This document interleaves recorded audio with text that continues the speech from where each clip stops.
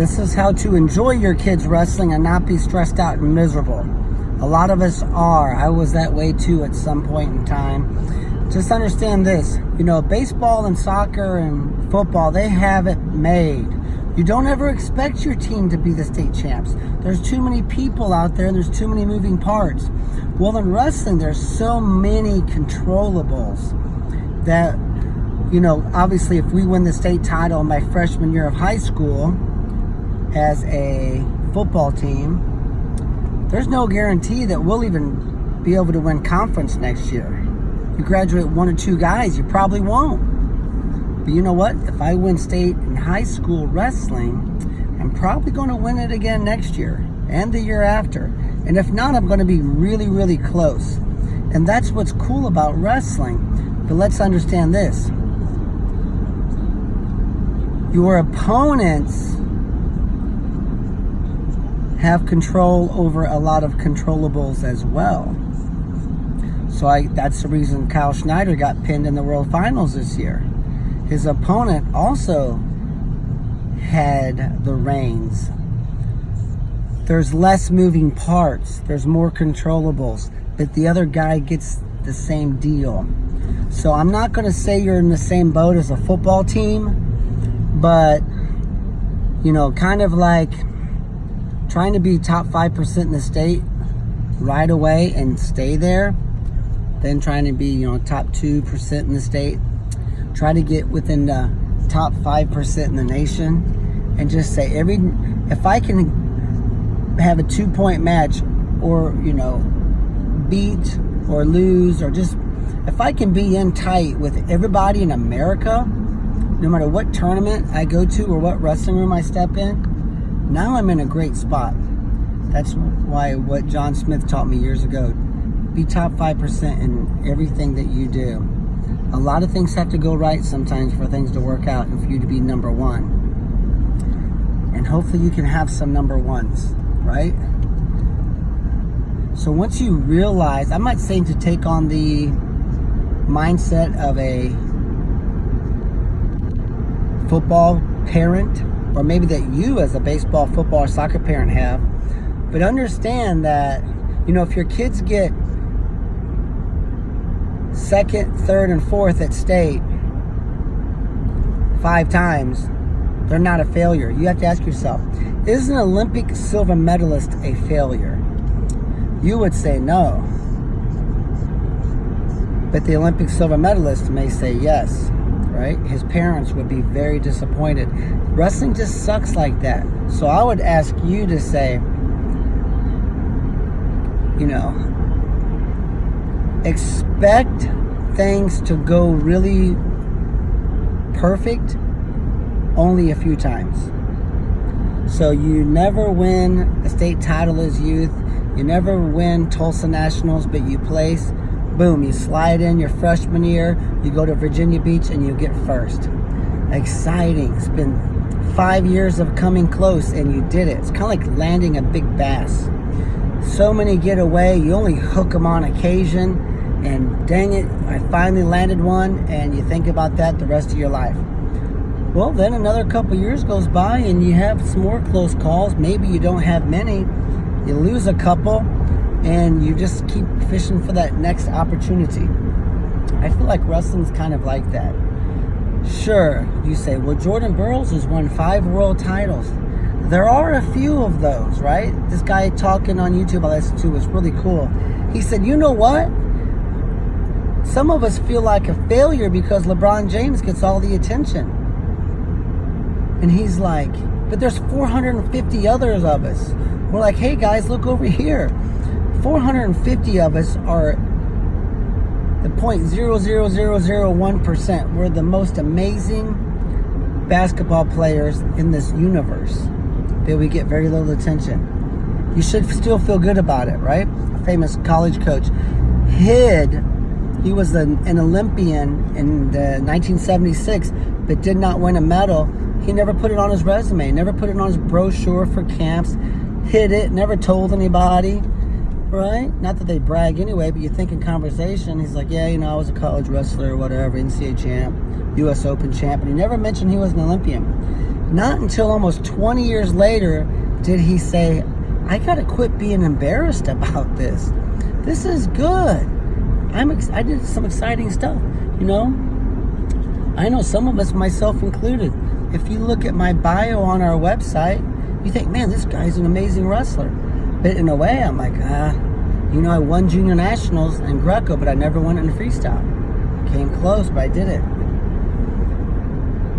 I was placed at the U.S. Open a few times, but I never won it, right? Came close. Was ranked number 1 in the nation twice in college, but I never won the NCAA title. But I was an All-American at Oklahoma State. That's still pretty cool. But when I look at my bio now, I'm like, yeah, I did pretty good. But for years, I was like, whatever, right? So I'm asking you as a parent, and also educate your kids. That this guy, I saw it on social media or something. Blissful dissatisfaction. Be happy. Even though you're not totally satisfied, be happy. Sure, you may not be able to fit into the dress you want to fit in, but you threw away the dress from last year. Be happy while you're chasing down this next goal. That's the reason I just sent a big email out to all of my academy kids. It was a new goal sheet. My wife told me about this. A new goal sheet. One column is list all of your accomplishments and things that you're proud of. On the right column, list your future goals. See, when you have a goal sheet, you're writing down what? Things yet to do, things I have not done yet, things I have not accomplished. And it just seems like, golly, this is Mount Everest. There's another one, right? Dude, you're halfway up Mount Everest. Turn around and look down the mountain and look at the view and say, man, I'm kicking ass. I'm doing a great job.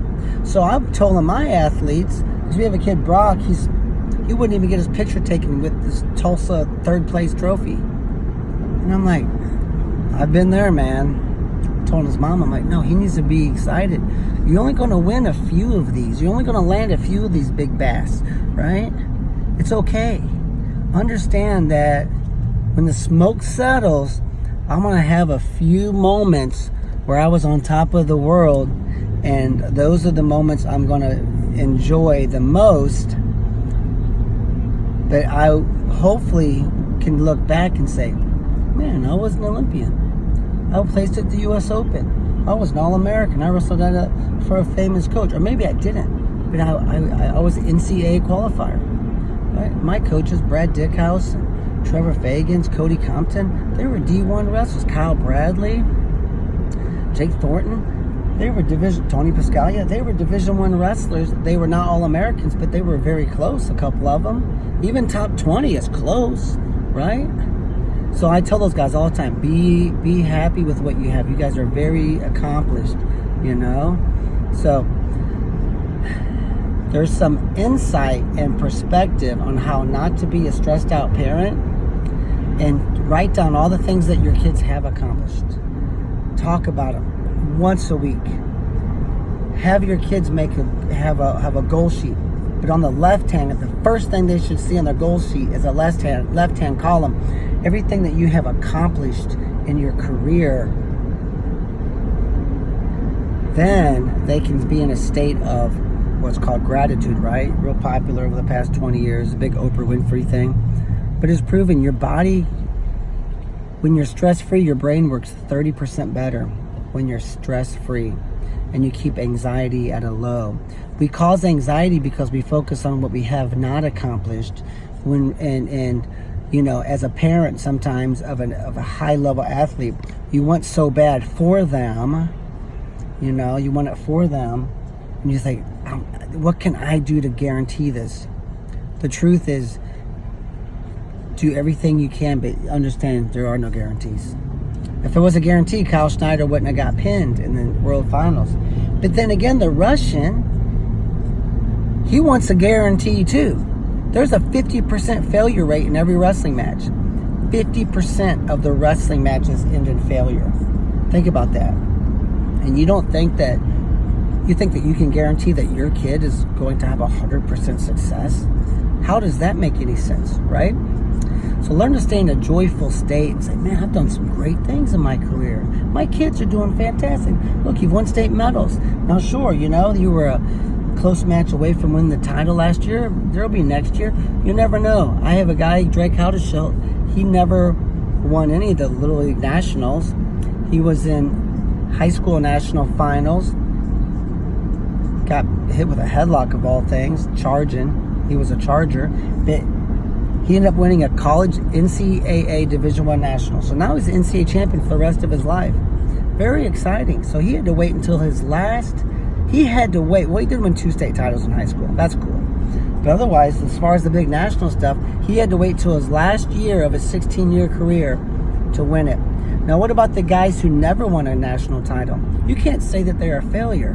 Holy cow, they've got piles of gold medals, and in the great big tournaments, they have piles of silvers and bronzes. Dude, be excited about that.